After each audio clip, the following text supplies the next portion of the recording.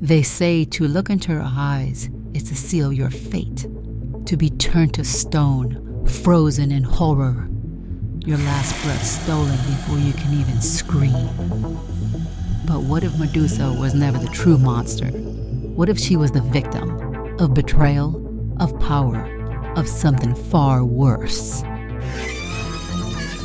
Tonight we uncover the origins of fear itself, a tale of vengeance, of gods and men, and how horror is born, not from the darkness, but from when it endures. Welcome to Frequency Dystopia. This is the untold story of Medusa.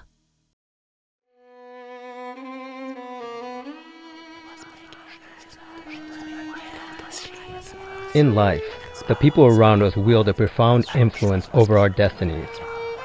Their actions, words, and presence can shape our paths in ways both beautiful and tragic.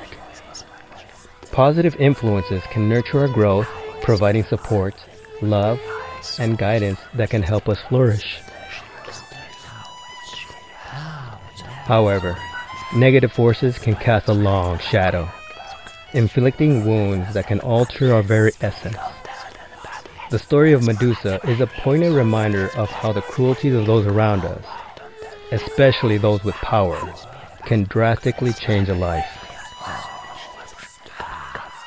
Let us delve into her tale, a psychological life lesson on the impacts of society and fate.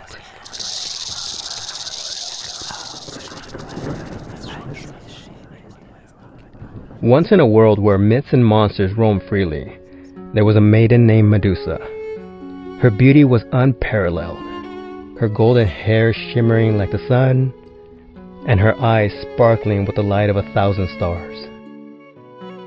Men came from distant lands to behold her, but her heart remained untouched. Medusa was more than just a beautiful woman.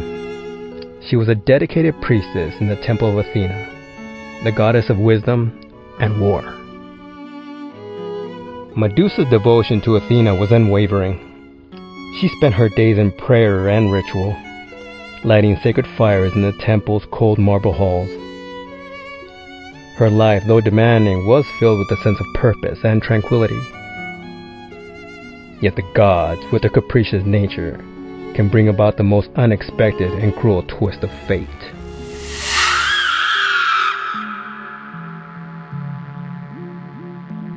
Medusa had two sisters, Steno and Eurale, who were also priestess. They shared an unbreakable bond, their sisterhood a sanctuary against the world's harshness. Together they honored Athena, their loyalty a testament to their faith. One day, Poseidon, the god of the sea, saw Medusa and was overcome with desire. He pursued her relentlessly, and in the sacred confines of Athena's temple, he violated her.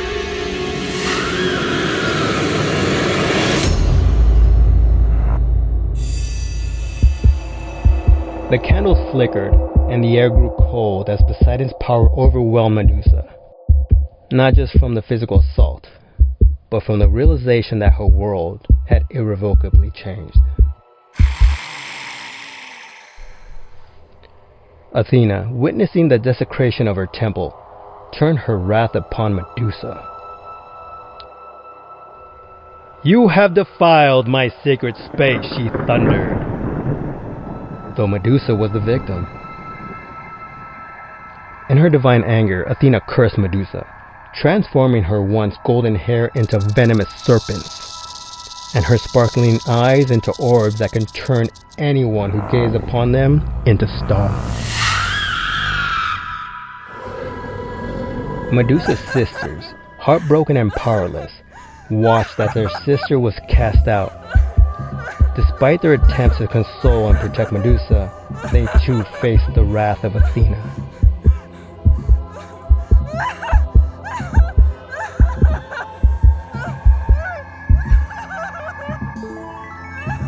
Medusa fled to a distant cave, a dark, twisted place hidden by trees. There she lived in isolation, Her only companions, the hissing serpents that crowned her head, and the shadows that whispered of her fate. Her once beautiful reflection was now a source of terror, a constant reminder of the gods' cruelty. In her dark refuge, Medusa became a predator. Her cave, filled with the statues of those who dared to seek her out, was a testament to her curse. Each frozen figure, a victim of her deadly gaze, added to her growing collection of horror.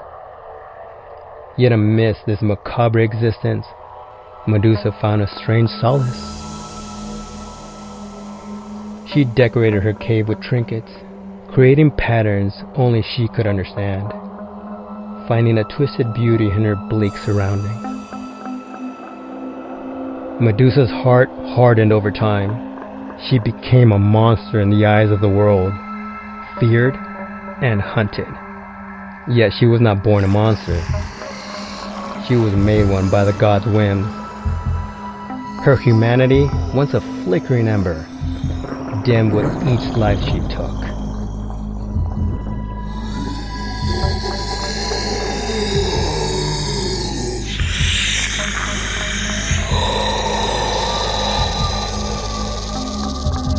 The conflict between Athena and Poseidon, sparked by the rivalry and compounded by Poseidon's assault on Medusa, added to the tragedy.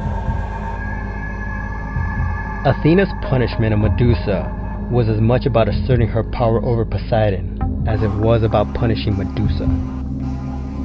The innocent maiden became a pawn in the gods' eternal game of power and retribution.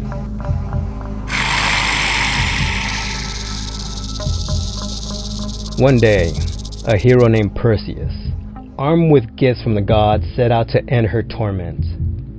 He carried a shield polished to a mirror's gleam, a blade forged with divine fire, and the blessing of Athena herself. Perseus approached Medusa with stealth, using her reflection in his shield to avoid her deadly gaze.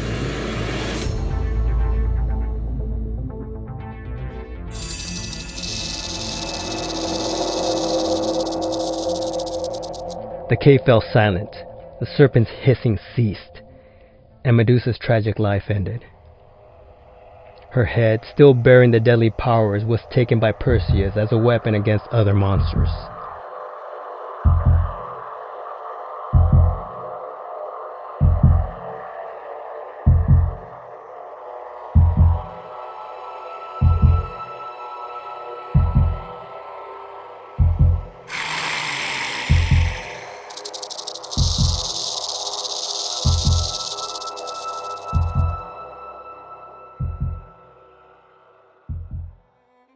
And so, dear listener, remember Medusa's tale as a psychological life lesson. Society and those around us can inflict deep traumas, forcing us to change in ways we never imagined. Medusa was once a beacon of beauty and devotion, but the cruelty of the gods twisted her into a monster. Not all monsters are born. Some are created by the darkness that dwells in the hearts of those that should protect us.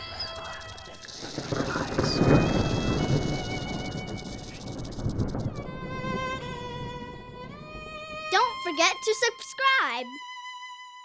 Thank you for watching Frequency Dystopia.